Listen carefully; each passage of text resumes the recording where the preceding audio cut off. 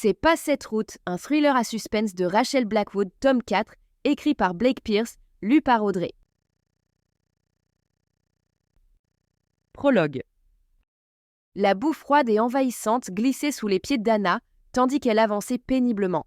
Sa respiration était saccadée, chaque inspiration une tentative désespérée de capter l'air vicié qui stagnait dans le tunnel. Pieds nus, les plantes engourdies par le contact de la terre humide, elle ne pouvait s'arrêter, pas même pour examiner les entailles qu'elle sentait s'ouvrir à chaque pas. « Avance », murmura-t-elle, les mots s'échappant à peine de ses lèvres. L'écho de sa propre voix semblait la narguer, lui rappelant avec insistance qu'elle n'était pas seule dans cet enfer souterrain. Elle rejeta la tête en arrière, scrutant l'obscurité derrière elle, les yeux écarquillés. Seules les ténèbres lui répondaient, mais son instinct lui soufflait qu'une présence rôdait. Peut-être était-ce ce silence trop parfait ou cette atmosphère chargée d'une menace encore informe. « Qui est là ?» Sa voix brisa le silence oppressant, trahissant sa position, mais c'était plus fort qu'elle. Le besoin de confronter son poursuivant invisible était irrépressible. Seul le clapotis de l'eau, suintant des parois, lui répondit, rythmant sa fuite comme un métronome implacable.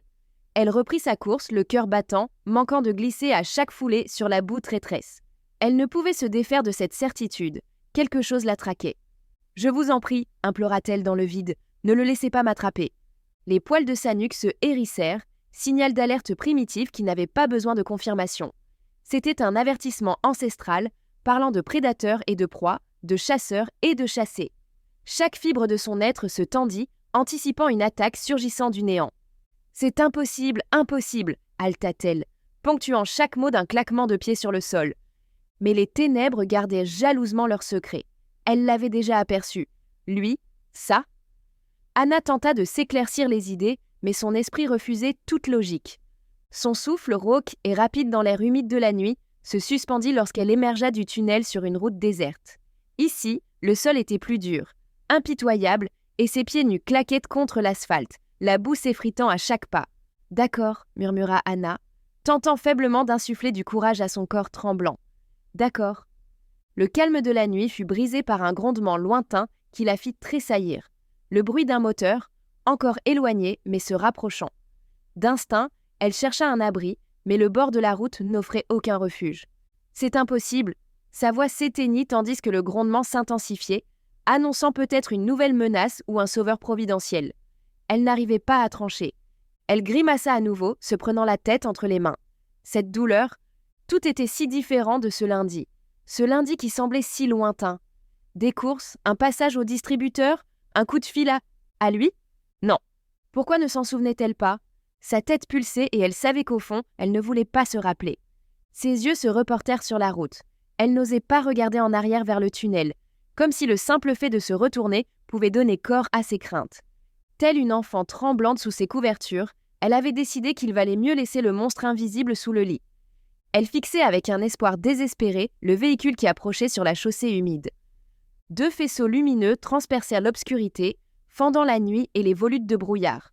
Les phares se rapprochaient, le vrombissement du camion se synchronisant avec les battements erratiques de son cœur. « Je t'en supplie », murmura-t-elle, s'adressant non pas au véhicule, mais à une divinité invisible.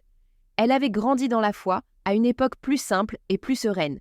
Cela faisait des années qu'elle n'avait pas mis les pieds dans une église, et maintenant elle regrettait d'avoir coupé les ponts si longtemps. Elle avait besoin d'aide, d'où qu'elle vienne. Faites que ce ne soit pas eux. Elle resta pétrifiée, statue de panique et d'indécision, tandis que les phares avalaient son ombre, la projetant sous une lumière crue et impitoyable.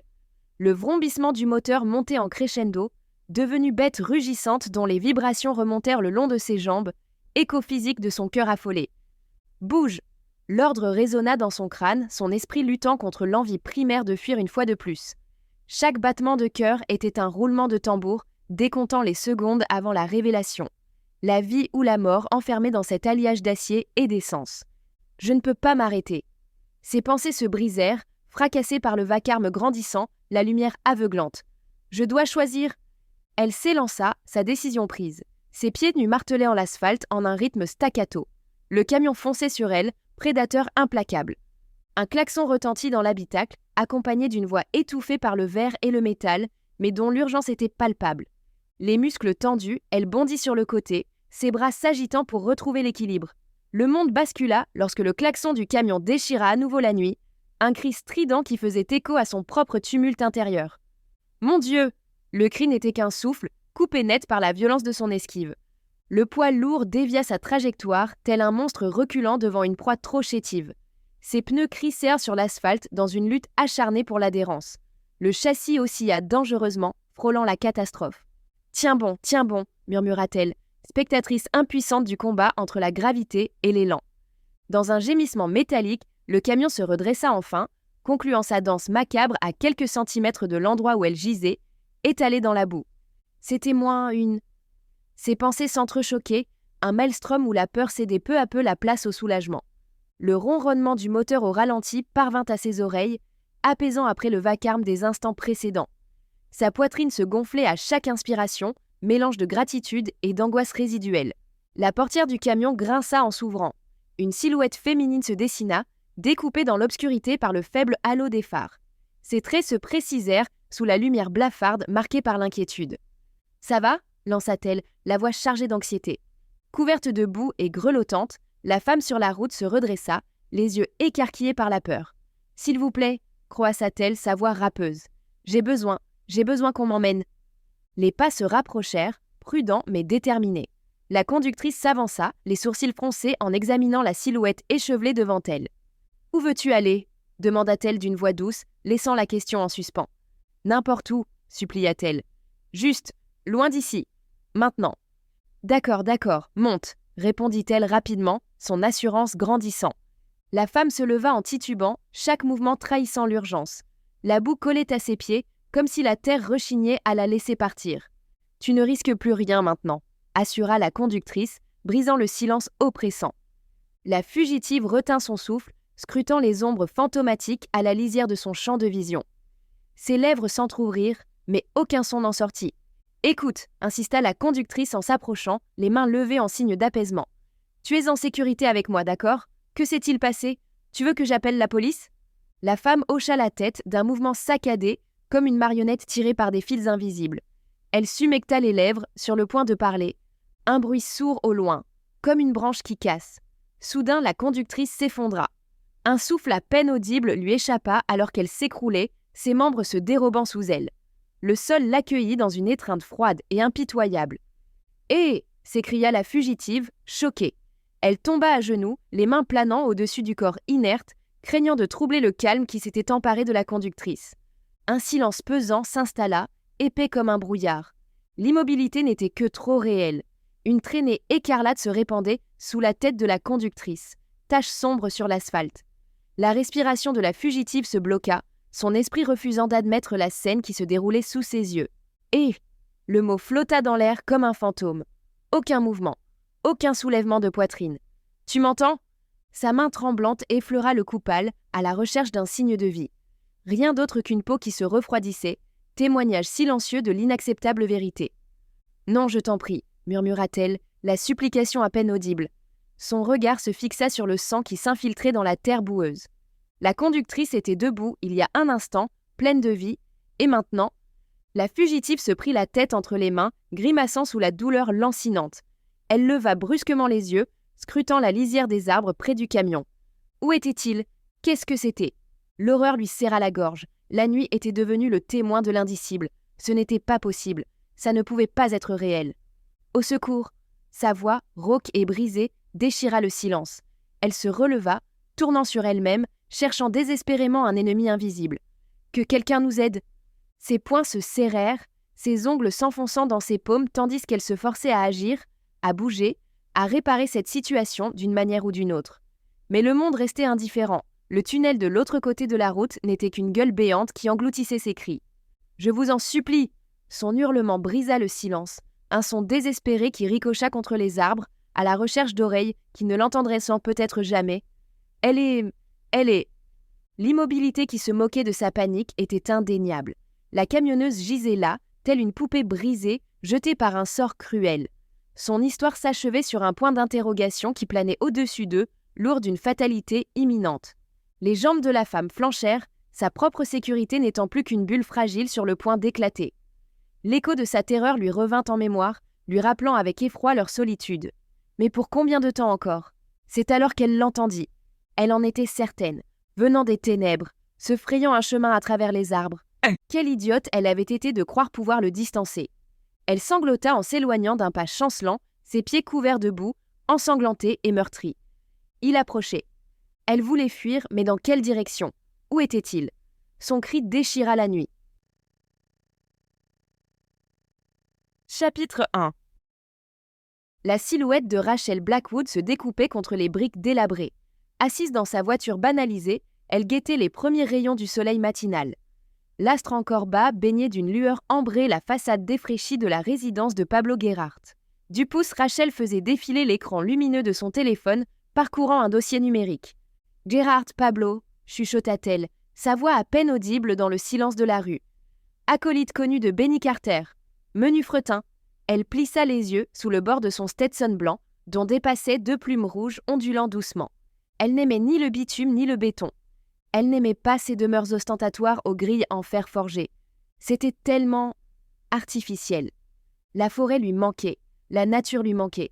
Elle regrettait le bruissement des animaux dans les fourrés, perceptible à l'oreille exercée. Ici, tout n'était qu'odeur de diesel et d'asphalte, bruit de moteur et de chantier. La ville n'avait rien pour nourrir l'âme.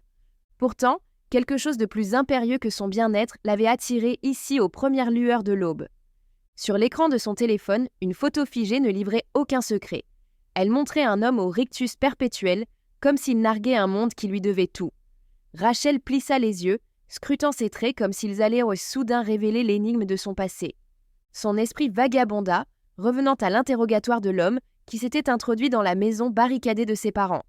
La voix bourrue de Benny Carter résonnait comme un fantôme dans sa mémoire. « Vos parents, » avait grondé Benny. « Ils nous ont tous roulés. Ils ont pris le fric et se sont tirés. » Le poing de Rachel se crispa involontairement, arrachant un léger grincement à l'appareil.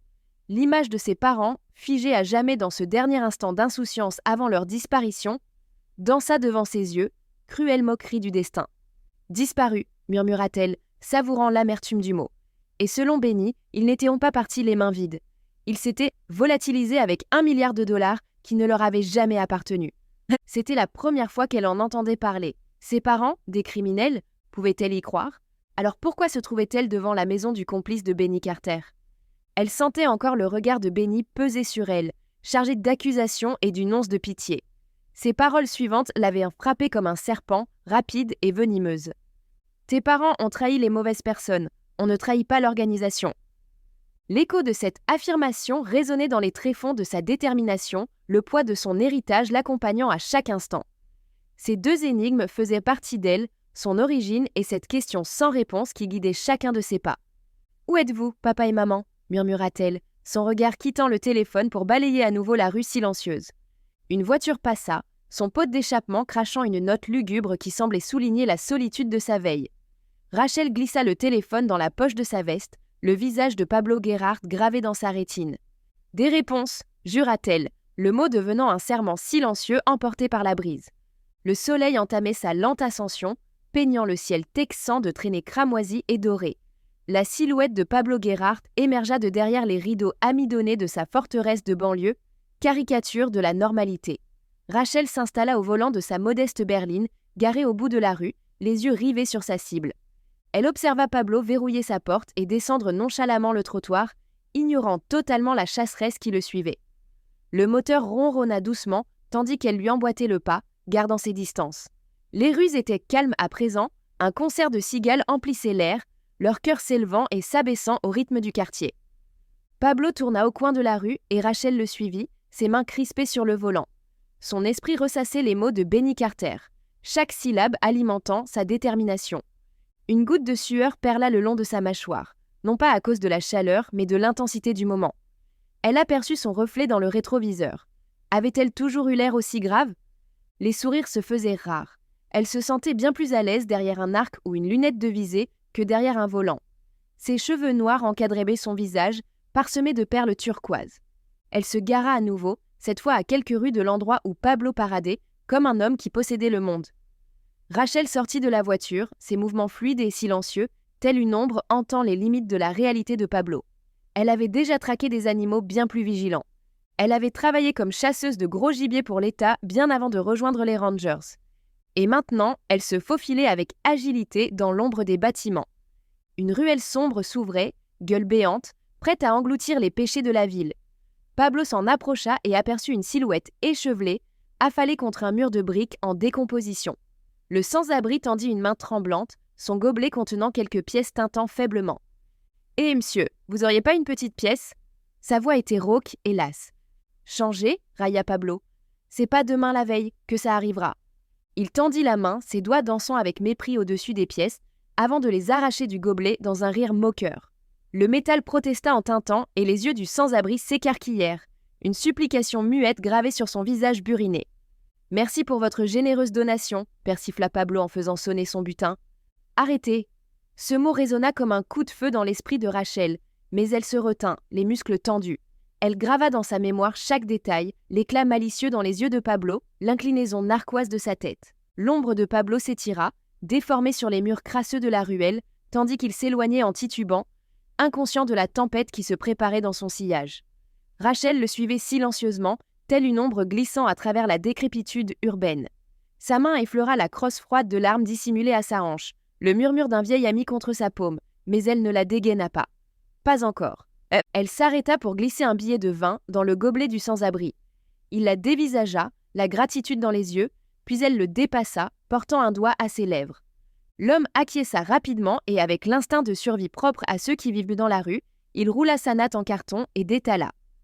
Rachel s'engagea dans la ruelle que Pablo empruntait comme raccourci pour rendre la monnaie qu'il avait volée. Et son cri rebondit contre les briques et les bennes, faisant sursauter Pablo. Son visage se décomposa sous l'effet de la surprise. Elle bondit en avant, passant devant une benne dont la puanteur ne faisait qu'attiser son dégoût pour la ville. Rachel fonça. Ses doigts agrippèrent le tissu et le tirèrent en arrière. Le déséquilibre fit son œuvre et la gravité devint son allié. Pablo heurta le sol avec un grognement, soulevant un nuage de poussière. En un instant, elle fut sur lui, les genoux plaqués contre son torse, les mains immobilisant ses membres. « Lâche-moi !» cracha Pablo, se cabrant sous elle. « Reste à terre !» siffla-t-elle, l'ordre aussi tranchant qu'une lame. Il se débattit, mais l'entraînement de Rachel la maintenait fermement en place, implacable. « Blackwoods !» grogna-t-elle, le nom passant entre ses dents serrées. « Parle !» « Qui ?» Il toussa, aspirant l'air vicié. « Des réponses.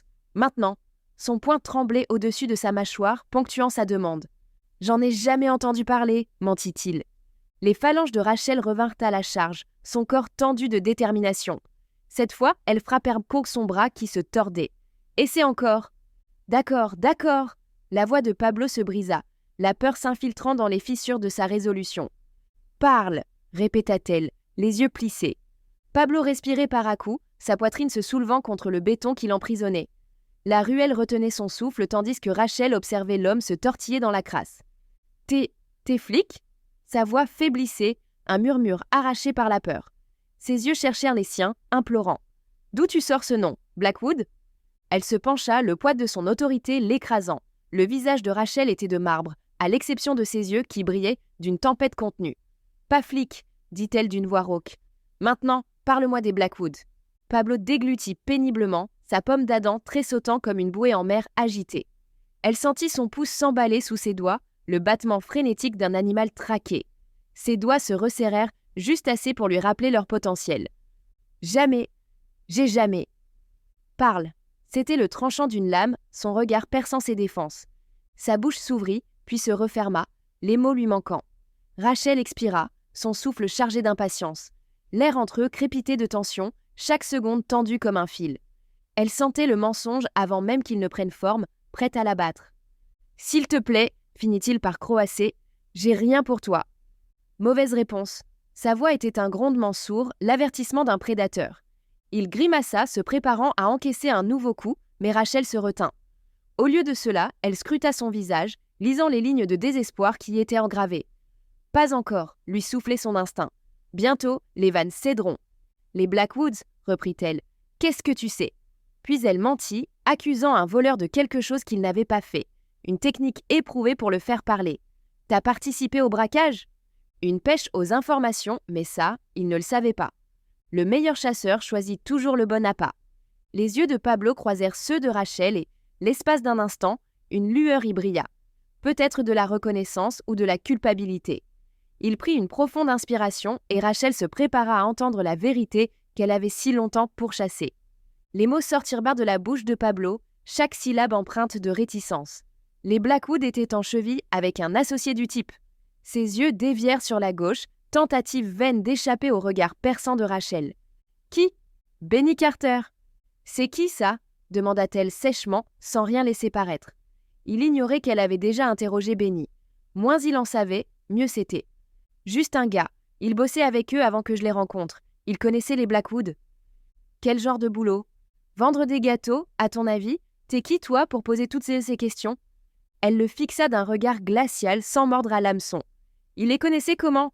La question de Rachel claqua comme un coup de fouet. « Les affaires, marmonna-t-il, le mensonge transparaissant dans le tremblement de sa voix. « Un gros coup, mais pas moi, ajouta-t-il précipitamment. C'était avant que je rejoigne l'équipe, je n'étais pas impliqué dans le casse. » Rachel s'approcha, son souffle chaud contre la joue de Pablo. Elle sentait la tension qui habitait son corps, comme une corde sur le point de céder. « Dis-m'en plus !» exigea-t-elle d'un ton qui ne souffrait aucun refus. Les lèvres de Pablo s'entr'ouvrirent, l'hésitation se lisant sur son visage. Mais il semblait réaliser qu'une femme l'avait coincé dans une ruelle sombre. Une femme qui n'avait pas l'intention de partir et qui avait réussi à le maîtriser. Les types comme lui ne sont pas des bagarreurs. Pas quand ils sont acculés. Puis la défaite fit s'affaisser ses épaules et il murmura. Il y avait un groupe, un cartel. Ils ont financé toute l'opération, mais je n'en sais pas beaucoup plus. Un cartel ? Tu en es sûr ? Bien sûr que oui, je ne plaisante pas avec les cartels. Cette révélation frappa Rachel comme un coup de poing, son cœur battant la chamade. Un cartel, c'était bien plus gros que tout ce qu'elle avait imaginé. Son esprit tournait autour de cette nouvelle piste comme un requin flairant le sang. Quel cartel ? La question fusa avant même qu'elle n'ait pu en évaluer le danger, mais elle s'en moquait. Les réponses étaient à portée de main. « Ça n'a plus d'importance maintenant », cracha Pablo, grimaçant comme si ses mots lui brûlèrent la gorge. « Ce sont des fantômes, tu ne les trouveras jamais. » « Quel cartel ?» insista Rachel, la détermination durcissant sa voix. Pablo hésita, ses yeux balayant la ruelle comme s'il cherchait une échappatoire. Mais la poigne de Rachel le maintenait fermement en place, sa force surpassant ses faibles tentatives de se libérer. « La serpiente !» murmura-t-il enfin, sa voix à peine audible. « Mais tu ne peux pas dire qui te l'a dit. Tu ne peux pas. » Le cœur de Rachel s'emballa. Las serpientes étaient tristement célèbres. Un cartel impitoyable connu pour sa brutalité et sa mainmise sur le trafic d'êtres humains à la frontière, près de Nuevo Laredo, la plaque tournante la plus lucrative de la contrebande. « Dis-moi tout ce que tu sais sur la serpiente !» exigea Rachel d'une voix basse mais ferme. Pablo déglutit nerveusement, ses yeux trahissant sa peur. « Je ne sais que ce que tout le monde sait, avoua-t-il. Mais il trempe dans tout. Drogue, trafic d'êtres humains et même assassinat politique. Il contrôle tout. Comme je te l'ai dit, c'était avant mon époque. T'es qui, toi ? Une flic ? » L'esprit de Rachel s'emballait tandis qu'elle digérait l'information. La serpiente avait des tentacules partout. Mais pouvait-il être impliqué dans l'affaire de ses parents ? Cela semblait tellement tiré par les cheveux. Et pourtant, voilà que 2 criminels associaient le nom de ses parents à ce qui ressemblait à un braquage. Pablo hésita à nouveau avant de parler avec précaution. « Ils ont tout orchestré », révéla-t-il, sa voix dépassant à peine un murmure. Les Blackwood en faisaient partie, mais je n'en sais pas plus. « Qui t'a raconté tout ça ? Benny ?» Il serra les lèvres, se contentant de la fixer d'un regard noir. Il recommençait à se débattre. Mais elle voyait qu'elle avait touché un point sensible. Benny Carter le lui avait dit. Benny Carter le lui avait également dit. Ce qui signifiait… Quoi ? Benny Carter était la seule source d'information, mais elle avait besoin d'une voix pour corroborer. La serpiente ? C'était un jeu dangereux que de se frotter à un cartel. Elle cracha par terre avec mépris et se releva. Au loin, elle crut entendre une sirène. Elle n'avait pas besoin d'avoir affaire à la police locale. Pas si tôt le matin. Pablo lui jeta un regard noir tandis qu'elle tournait les talons et commençait à s'éloigner en inclinant son chapeau vers l'arrière, le bord protégeant ses yeux. La sonnerie stridente de son téléphone déchira l'air vicié de la ruelle, contrastant fortement avec la respiration saccadée de Pablo derrière elle. Rachel jeta un coup d'œil à l'écran, un numéro inconnu avec l'indicatif de la réserve. Elle hésita avant de répondre d'un laconique Blackwood. « Rachel, c'est le shérif Dawes », annonça une voix tendue à l'autre bout du fil. « Shérif Dawes ?» répéta-t-elle, les yeux écarquillés. « Le Dawes ? Comment avez-vous eu mon numéro ? » « Votre tante. »« Je vois. » Elle hésita, déglutit. Dawes était l'ancien shérif de la réserve où elle avait grandi. Sa tante Sarah et elle n'avaient-on jamais réussi à s'entendre sur la disparition de ses parents. Après avoir rejoint les Rangers, Sarah semblait lui reprocher de ne pas avoir élucidé l'affaire. Sans compter les pressions dans la réserve envers ceux qui s'écartaient en des institutions de l'homme blanc. On s'attendait à ce qu'elle intègre la police tribale. Dawes avait été l'un des plus déçus.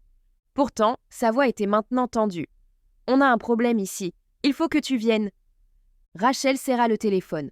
La réserve était un lieu hanté, ses routes poussiéreuses imprégnées de souvenirs tenaces. « Quel genre de problème ? » « Un cadavre. Ça ressemble à un meurtre, » répondit Dawes. « Bon sang !» Elle jeta un coup d'œil à Pablo, qui la regardait avec méfiance, le visage tuméfié et crasseux.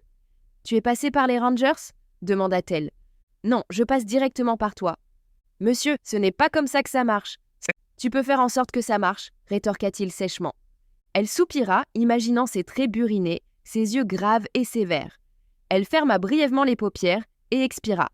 Avec un dernier regard cinglant vers Pablo, Rachel recula, ses bottes raclant le gravier. Tout son être lui criait de rester, d'arracher ses secrets à Pablo.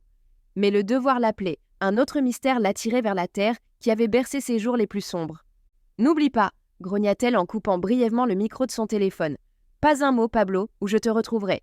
Je sais où tu habites. » Pablo acquiesça, la peur gravée sur son visage, et Rachel tourna les talons. Le soleil continuait sa course, les ombres s'étiraient, comme des doigts cherchant à la retenir, mais elle avançait, déterminée. En quittant la ruelle, ses pensées tourbillonnaient. Le cartel, le casse, l'énigme de ses parents, tout bouillonnait dans son esprit, un mélange de secrets et de mensonges. Mais aujourd'hui, une nouvelle urgence la pressait.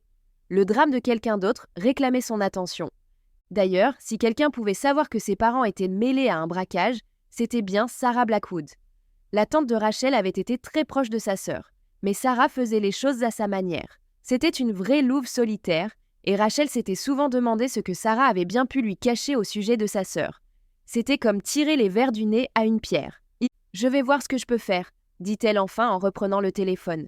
« Viens », dit simplement Dawes. « Ce n'est pas le premier cadavre. Les gens ont peur. Tu as été fédéral, alors maintenant aide ton peuple. » Il raccrocha. Elle fixa le téléphone et poussa un soupir. Rachel se glissa dans sa voiture, le moteur rugissant à son contact. Dans le rétroviseur, on voyait une femme à la mâchoire serrée par la détermination et aux yeux chargés d'orage. La réserve se profilait, un appel de sirène à la part d'elle-même qui ne pouvait jamais se reposer. Les fantômes de ses parents la hantaient peut-être, mais Rachel Blackwood allait enfin obtenir les réponses qui lui échappaient depuis des décennies. Son patron l'autoriserait-il à se rendre dans la réserve ? Ce n'était pas la procédure habituelle, mais elle avait gagné une certaine marge de manœuvre auprès de son partenaire et superviseur. Elle se crispa, puis saisit son téléphone pour passer un appel. Chapitre 2. La voiture soulevait un nuage de poussière paresseux sur la route desséchée de la réserve. Par la fenêtre, Rachel Blackwood observait le paysage défiler, une tapisserie de champs arides et d'histoires oubliées. Le soleil était implacable, ses rayons semblables à des doigts inquisiteurs révélant chaque fissure et imperfection de la terre. Un malaise l'envahit à la vue de cette scène, la désolation ravivant d'anciennes blessures jamais cicatrisées. Quel panorama, hein ? On se croirait dans un de ces westerns que mon père adorait. Il ne manque que quelques boules d'herbe sèche, plaisanta Ethan depuis le siège du conducteur. Sa voix avait l'entrain de quelqu'un capable de trouver une lueur d'espoir dans un ciel d'orage. Son accent du sud trahissait ses origines rurales, non loin d'ici. Rachel avait grandi sans famille, tandis qu'Ethan en avait eu plus que sa part, l'un des benjamins d'une fratrie nombreuse. 5 enfants ? 8 ? Elle ne s'en souvenait plus et n'avait pas envie de poser à nouveau la question. Chaque fois qu'elle l'interrogeait sur sa famille, Ethan pouvait disserter sans fin sur la cuisine de sa mère ou le coin de pêche favori de son frère, Sal dans le Holler. Rachel ne répondit pas, se contentant d'un léger hochement de tête, son regard rivé sur l'extérieur. Son silence était son refuge, un endroit hors d'atteinte de la poussière. « Dis, Rach, tu crois que Grey Wolf a toujours son énorme berger allemand ? Comment s'appelait-il déjà ? Thunder ?» poursuivit Ethan, sa bonne humeur tranchant avec l'atmosphère pesante qui régnait dans la voiture. Les yeux de Rachel se plissèrent légèrement à l'évocation de son ancien mentor, sa mâchoire se crispa, mais elle garda ses pensées pour elle. Les commissures de ses lèvres tressaillirent, presque imperceptiblement. Elle admirait la ténacité d'Ethan, sa façon de combler le vide par des mots quand le silence semblait trop oppressant. Mais aujourd'hui, le silence était son allié, et elle n'était pas prête à y renoncer. Pas encore. Ah, Thunder, soupira Ethan, interprétant son mutisme comme un souvenir. Un brave chien, comme nous, hein, toujours sur la piste. Rachel jeta un coup d'œil à Ethan, reconnaissante de sa tentative de détendre l'atmosphère. Elle l'appréciait, même si elle n'y participait pas.